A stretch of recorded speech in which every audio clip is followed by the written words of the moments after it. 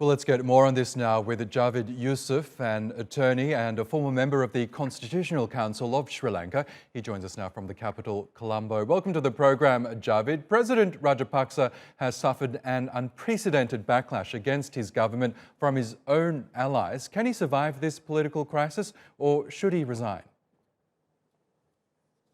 Well, I think the best option seems for him to step down, because all sections of the country, including his most ardent supporters, have turned against him.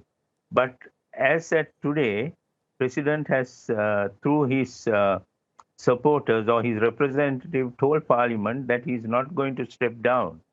So things don't look very good here, because there is only a president and a couple of ministers who are there.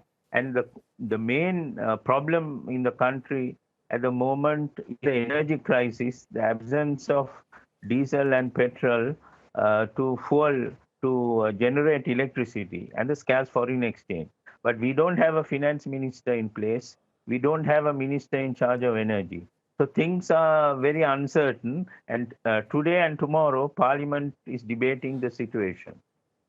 Now, protests against the government have intensified as Sri Lanka faces its worst economic crisis since it gained independence from the UK back in 1948. Do you believe President Rajapaksa is to blame for this crisis? Why is he to blame, as critics have suggested? Well, the reason is, in a sense, there is a spillover from the time of the presidency of his brother Mahinda Rajapaksa, when massive loans were taken, commercial loans, for projects which are more vanity projects, where there was no generation of income to repay those loans.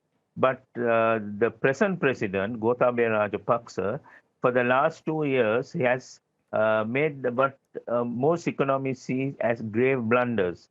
Soon after he came to power, he reduced taxes, resulting in massive loss of revenue for the government. Then he started on a program, overnight program, of moving from chemical fertilizer to carbonic fertilizer. And as a result, the agricultural sector has been thrown into chaos. Tea production has fallen, and the harvest of agricultural goods have fallen, which is again affecting both the consumer and the farmer himself, whose income has fallen. So there are many mistakes. And of course, from the time he came, there has been a lot of printing of money, unprecedented amount of money being printed, resulting in massive inflation. So all these things put together, and a rather weak-kneed, I would say, rather incompetent administration, has resulted in the people facing a very grave situation. Okay, Javid Yusuf, we will have to leave it there, but thanks so much for joining us here on TRT World.